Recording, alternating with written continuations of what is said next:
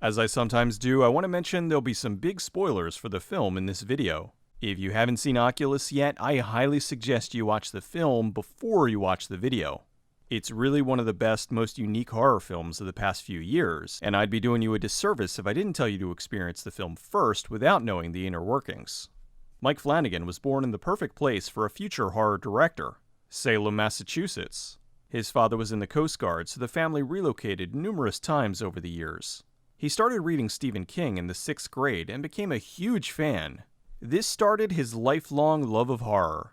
What he appreciated about King more than the other horror authors was his attention to character. King created these fully realized three-dimensional characters who had to experience something horrific. It made the reader connect with them, and in turn, made the book that much more memorable. As he grew older, he went to college and graduated from Towson University in Towson, Massachusetts. He wrote and directed his first films, 3 shot-on-digital romantic dramas that took place in college. While he'd like to keep his first few films buried, they did teach him some very important lessons about low-budget filmmaking. He later worked at ESPN and Discovery, but really wanted to be making movies. In the early 2000s, he was the cinematographer in the horror comedy Chainsaw Sally, which went on to be a minor cult hit. Shortly after finishing Chainsaw Sally, he packed up and moved to LA. He found work easy in LA, directing reality TV and commercials, but really wanted to create something of his own. He wanted to make a horror movie. One time on a long drive, he was listening to the audiobook of Stephen King's 1408.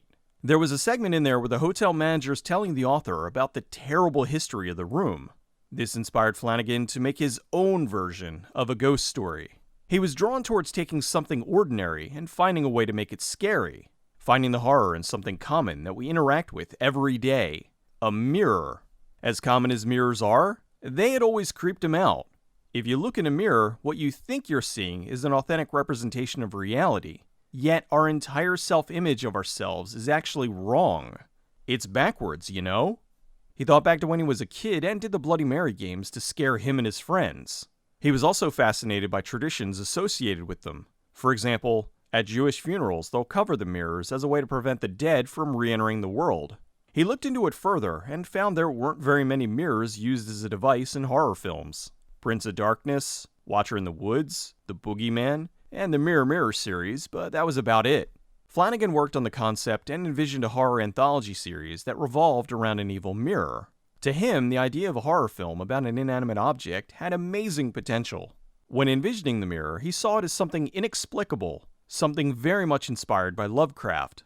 Here's something that exists beyond our comprehension. It defies understanding and doesn't need an explanation. Most often, over-explaining the monster just makes it less scary. He wrote the treatment for 9 stories, all involving the mirror. For him, the mirror was like a portable Overlook hotel. They could hang it anywhere and would have a whole new story. After going through what he had written, he decided to take the 3rd tale and make it into a short film. Within this story, explain the history of the mirror and would be a better way to introduce people to the idea. He called it Oculus Chapter 3, The Man with the Plan. The short was about a man who was obsessed with proving the mirror was causing people to commit all sorts of atrocities. With about $1,500, he shot the short over the course of 4 days. The star of the short was his longtime friend, Scott Graham. The music for the short was intentionally minimalistic and was inspired by the score from The Thing.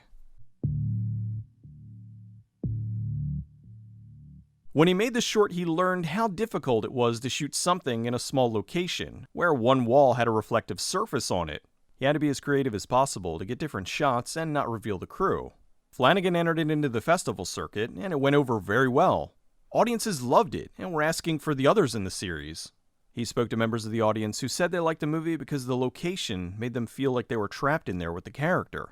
Seeing the interest, he knew he was onto something, and took the short and showed it to various producers, in the hopes of turning it into a full feature. The reception was positive, but all the studios wanted to do the same thing, to make it found footage. With all the cameras in the room, it seemed to them like the obvious way to go. Flanagan resisted. This was not the way he wanted to tell his story. He said the only way this movie would work is if we can say that what you're seeing on the screen isn't really objective. Found footage has to be objective. You have to believe what you see. He was making the rounds when something discouraging happened. On August 15, 2008, the movie Mirrors was released, which was a remake of Into the Mirror from 2003. Flanagan went to see the movie on opening night out of fear that this movie would destroy any chances of being able to make a feature out of Oculus. He walked out of the theater relieved because while the film did involve mirrors, it was much different than his story. Still, without a studio willing to produce the film as Flanagan envisioned it, he decided to shelve the idea for now and work on something else. Frustrated with the studio system, he decided to go to crowdfunding for his next film. He wrote a script called ABSENTIA, filmed a few scenes, and took it to Kickstarter to raise the funds to make it. He launched the project on May of 2010, and by June the campaign ended a success. Not wasting any time, on June 6th the project was funded, and on June 21st principal photography had began. The film wrapped by late summer, and after post, Flanagan was set to release it independently under his fallback plan Productions. He wanted to make ABSENTIA as a way to prove that he could helm a full horror feature. ABSENTIA premiered at the Fargo Film Festival on March 3, 2011, where it received much praise. He then spent the next year traveling with the film to various festivals, where it was met with overwhelming accolades. With all the attention, the film was almost immediately picked up for domestic and international distribution, in less than a year after filming had begun.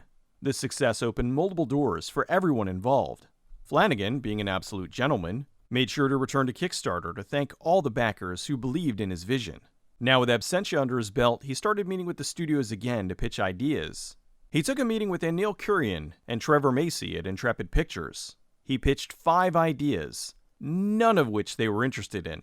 On his way out the door, he decided to throw Oculus out and see what they'd say.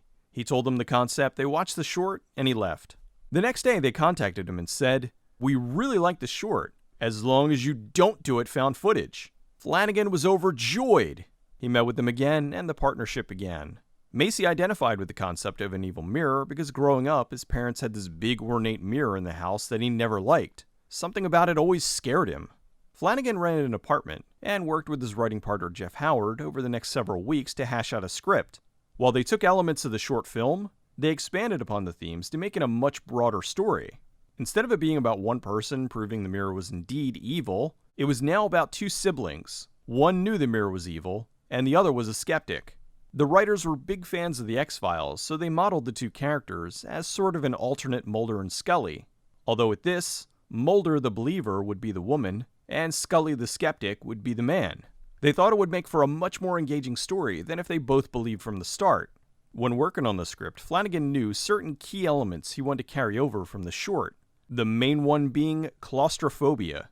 It needed to take place mostly in a confined location. It took a long time to put together a proper script that wasn't boring. The original script had the siblings in the basement of an auction house. They wrote in all sorts of things to create tension, like them avoiding a security guard. However, it didn't feel right.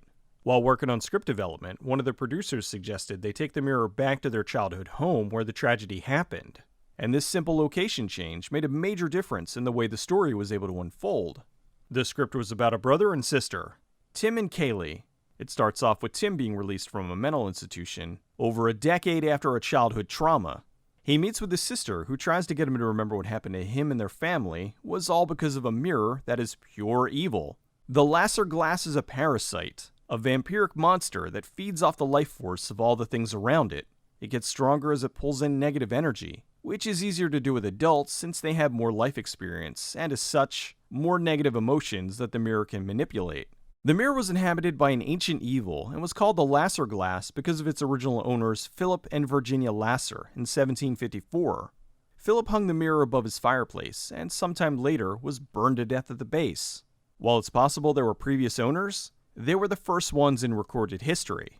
The mirror changed hands over centuries, driving each of its owners mad until they ended up inevitably killing themselves and everyone around them. Years later, it winds up in the house of Alan and Marie Russell, Kaylee and Tim's parents. In the original Oculus short, the mirror was something Flanagan bought online. He reused it as a prop in ABSENTIA. For the full feature, he wanted something slightly different, so they hired artist Bruce Larson to redesign the Lasser glass. He took the design of the original mirror and twisted it to have a heavier look. He also carved humanoid shapes in the frame, which were the souls of the people the mirror had trapped and digested. The inspiration for the look was taken from Rodin's Gates of Hell. The mirror is this beautiful thing, but as you get closer, you see its ugliness. As things move forward, there just didn't seem to be enough story to carry the film through to feature length without adding a bunch of filler. Then they struck on a fantastic idea. they added in an alternate timeline. The film would tell the events of what happened to the siblings in the past, as well as what was happening to them in the present. Throughout the course of the film, the two timelines would intertwine until they started overlapping with each other. Flanagan was a massive Doctor Who fan, so he referred to this as wibbly-wobbly, timey-wimey stuff. The main concern was how to make an inanimate object scary. That was going to be very hard to pull off. He did this by making the mirror find the darkness that exists in each of us. It would then turn their worst fears, perceptions, and insecurities against them. Also, since each person has different fears, no two people would have the same experience. This was the way the mirror went undetected for so long. Every person who died in its presence died in a different way. While writing the script, Flanagan added in a major improvement over the short, which was the addition of the kill switch. This was a way that made the brother and sister feel like they finally had a way to defeat the monster. The movie was mostly going to be a small, focused cast. The majority of the film would be the siblings, either in the past or the present, and their parents. Since Flanagan was such a big Doctor Who fan, when he was writing the character of Kaylee, he had actress Karen Gillan in mind. Gillan was the Doctor's companion, Amy Pond. They contacted her and her run on Doctor Who was coming to an end, so she was available for the shoot. This would also be her first American production. As for the brother, they auditioned numerous people, until agreeing on Brenton Thwaites. For the parents, they hired Katie Sackhoff as Marie, and Rory Cochrane as Alan. For young Kaylee and Tim, they hired Annalise Basso and Garrett Ryan. To fill in some of the smaller parts, Flanagan hired many of the people he worked with on ABSENTIA. They started filming in October of 2012 on a budget of around $5 million. They planned to shoot most of the film in Mobile, Alabama. The hospital in the beginning was shot in a partially abandoned hospital in Mobile. The hotel room was a set they built inside the hospital. The auction room was built inside the Mobile Museum of Art. When the siblings are carrying the mirror into the house, the mirror under the blanket is carved out of styrofoam. The two actors are trying really hard to sell that it's heavy, when in reality it's only about 5 pounds. When they put it down, it broke in half under the weight of the blanket. The house was a real location in Fairhope, Alabama, which was not far from Mobile. While they shot inside the actual house, the majority of the time they were in the office, it was a set. When they walk in and you can see the outside, it's the house. Everything after they close the drapes is a set. They did this because, as Flanagan learned while shooting the short, it's very hard to shoot in a single enclosed location.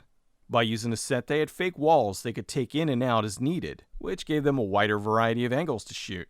The room with the laser glass was designed to be an expansion of the room from the short. To solve the problem of the mirror, they built it into the wall and had the actual glass fastened to a gimbal. This allowed them to adjust the mirror a few degrees so they could film it without reflecting the crew. The bonus to this ended up being that it made the mirror more unsettling. While watching the film, the mirror is never reflecting what it should be. You may not notice it, but your subconscious picks up on it. Since the film was taking place decades apart in the same location, the crew had to paint and redress rooms numerous times during the shoot. They had continuity people on board to make sure everything was where it should be, depending on the time period. Throughout the film, the mirror would feed on whatever living thing it could. The crew had plants that they used different methods to kill to show them in different stages throughout the film. Everything from hair dryers to pesticides. As things progressed further, the mirror was draining the life from the outside of the house. It's tough to see, but when Kaylee and Tim go outside, the grass around the house is dead. The first day Rory Cochrane arrived on set, he had the flu, which ended up working well for the film. His first scenes they were shooting was something that happened much later in the production. He was pale and sickly from the flu, which made it look like this was because the mirror was draining his life. Flanagan spoke to Cochrane about how to play his character. He didn't want him playing crazy like Jack Torrance in The Shining. He played the character in a unique way. He just acted like everything around him was fine. He never goes crazy, even though everything around him is. To the character, this was all normal. Marisol, the most recent victim of the laser glass, was played by actress Kate Siegel. It was implied the mirror would often use the spirit of someone it recently absorbed to manipulate its next victim, which is why we see her more often than the other mirror people. A very controversial thing that came up during filming was the fate of the dogs. While many on board had no problem with the people who were being hurt or killed by the mirror, they immediately got defensive about the two dogs. They wanted the audience to hate the mirror, but often killing an animal in a film takes it to another level. I know some of you will disagree, but there's a weird thing that occurs when you see an animal killed in a movie. You know it's fake, just like how it's fake when a character is killed. But for whatever reason, it resonates differently with the audience. They finally agreed that we'd never see what happens to the dog in the past, and essentially assume that it dies. while the dog in the present is set free. The dog they used for Mason was one of the dogs they used in Marley and Me. One day right before the shoot, Karen spoke to Flanagan about her delivery on an upcoming line. She didn't think it was going to work. He told her to deliver it like a kid who had just won an argument. Ha! This was when everything in the film changed. They reached a point where they essentially told the audience, you can't believe anything from here on out. That what we were seeing may or may not be what is actually happening. As the film moved forward, the timelines were converging. Scenes were getting shorter as the timelines are braiding together until finally they bled into one another. When young Tim's watching TV, there's stills of present-day Kaylee on the screen that you can only see if you go frame by frame. Flanagan was a horror connoisseur and thought about numerous horror films that fall apart if the audience asked the right question. He said one question could end a movie. For example, the ever-popular, why don't they just leave the house? In this case, he knew the question the audience would ask would be, why don't they just smash the thing? So to address this, he had them ask and answer it in the movie.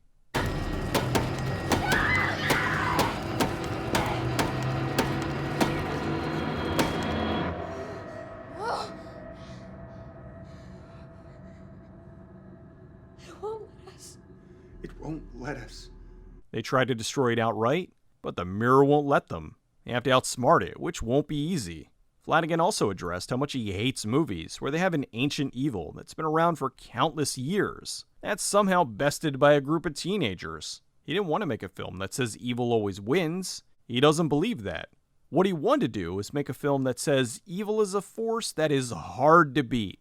As filming moved forward, they were slightly behind schedule. They had to rush the filming of a few scenes, and while the director wasn't entirely happy with some of the results, it was more important to make sure they had the coverage. While going through the shot list for the next day, they realized there was a problem. One of the scenes they had for the shoot involved Rory Cochrane, who had wrapped his part the day before and had already left to go home. Thinking on their feet, they decided to have Marisol, the most recent victim of the laser glass, as a stand-in, and they dubbed her speaking in Alan's voice. I thought I told you not to play around in here. It ended up working quite well, and added another layer of uneasiness to the film. They wanted to give the parents some redemption. Marie's able to gain control of herself right before Alan shoots her, and Alan uses the last of his energy to pull the trigger on himself. If he didn't, then the mirror's control most likely would have made him take the gun back, shoot the kids, and then himself anyway. The scene where young Kaylee hugs her mother through the mirror was mostly a practical effect. They took out the glass in the mirror and built a mirror image of the room on the other side. The two actresses hugged through the gap, and they added a glass texture in post. One of the producers insisted on some gore in the film, so they did the scenes with Alan tearing off his fingernails and Kaylee pulling the glass shard out of her mouth. While not entirely necessary, the glass shard did end up being one of the most memorable moments in the film. After a 24-day shoot, the film wrapped. They moved to the studio where Flanagan worked on editing the film, and the effects team worked on post. They reused the score from the short, but also hired the Newton brothers to do an expanded score for the feature. While editing and color grading the film, the director wanted to subtly change it over the runtime. So the film starts off with these warm, bright tones, but as the mirror's influence grew, the film took on a more dark, murky, cold look. When Cochrane puts his hand on the wall, the effects team added the bloody handprint in digitally. As a joke, they put in a bloody handprint of Wilson from Castaway. He put together a rough cut and wasn't happy. There were certain gaps in the film that needed to be filled. He worked things out with the producers, and they were able to schedule 2 additional days of filming. It was now 6 months after principal photography had finished. They brought back the actors and the crew to shoot the additional scenes. There was a problem. Karen had cut her hair for another film, so the style no longer matched. She still had the proper length, but the bangs were different. So they got a wig which blended very well, and is really only noticeable in this shot. Flanagan joked that it could have been worse. After this, she shaved her head for Guardians of the Galaxy. The scenes they added filled out the story better, like the scene of Kaylee suffering from night terrors. Another new scene was when Kaylee confronts the mirror in the storage area of the auction house. This was a way to get Kaylee in the mirror alone before taking it to the house. This also allowed them to get some close-ups of the frame, which was missing from the previous edit. The third ghost in the reflection was Bruce Larson, the designer who built this incarnation of the laser glass. The repairman was Scott Graham from the short. After the film, there was a stinger where the repairman is fixing the crack in the glass. This was showing where the mirror was going to go next, which would set it up for a sequel. They decided to cut it because it felt it added an unnecessary element at the end. We didn't need to know where the laser glass was going. It was assumed it would live on. In the stinger that was removed, we see Kaylee looking back at the repairman, showing that she was the next spirit the glass would be using for its own gain. They finished the film and looked for distributors. Initially, they weren't having any luck. A few said they were bored to tears. Too much talking. There was a scene shortly into the film where Kaylee's explaining the history of the laser glass. It's a 13-minute segment taking place in one location. The interested parties want to change that and show the glass killing people as a way to break out of the single location and cut up the dialogue. Flanagan stuck to his guns and insisted that the scene stay in there. Not only did he feel it was essential, but this scene was one of the reasons he made the film. It was the scene that took direct inspiration from 1408. Some of the distributors didn't like that there was no explanation for the mirror, where it came from or what it was. They assumed the audience would want answers. Flanagan insisted that audiences are smarter than studios give them credit for, and if they're respected and treated intelligently, they'll appreciate something not being spelled out for them way more than an easy answer. By not explaining the monster, the themes will stick with them and live beyond just the movie. The movie premiered at the Toronto International Film Festival on October 8, 2013. It was a hit with the audience, who loved how it was both smart and scary. When asked about memorable scenes, the extended scene where Kaylee is explaining the history of the laser glass was frequently brought up. The movie was picked up for distribution by Blumhouse Productions and released into theaters on April 11, 2014. While it scored well with critics and audiences, it only opened in third place and pulled in about $44 million worldwide. Some may see that as a failure, but it was in fact a success.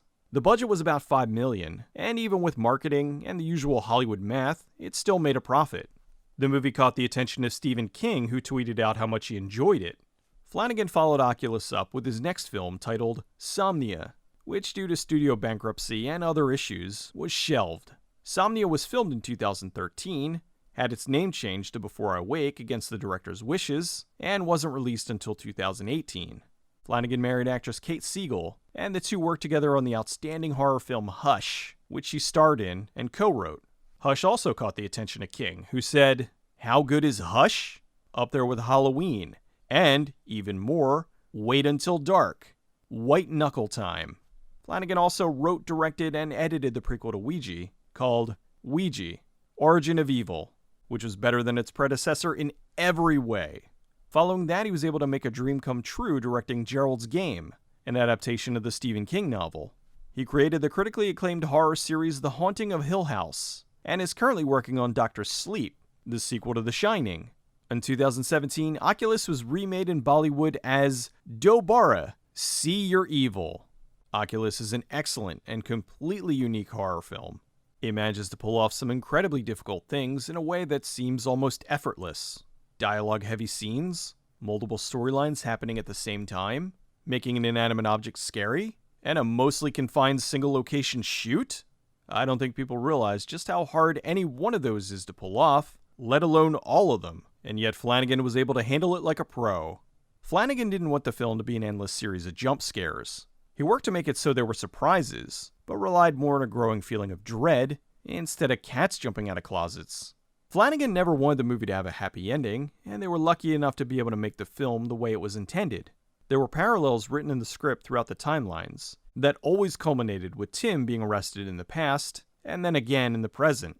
Beyond that, I admire him for not falling into the trap of cramming in comedic relief. It's one thing to get a natural laugh out of certain instances, but when a horror film adds in jokes for no other reason, all it does is deflate the tension and makes the product much less scary. In an interview, he stated how he hopes people will support smaller horror films. He hopes his film and others would connect with people and encourage the studios not to fall back on the easiest kind of horror movies, to take more chances with their wide releases. As a fan, he'd love to see more challenging material get out to the mainstream. I think with the current wave of horror films, we're starting to see that. Flanagan's proven himself to being one of the best newer horror directors, with his style and vision all his own. I truly believe in the future he'll be spoken of in the same breath as some of the greats like Craven, Romero, Hooper, and Carpenter.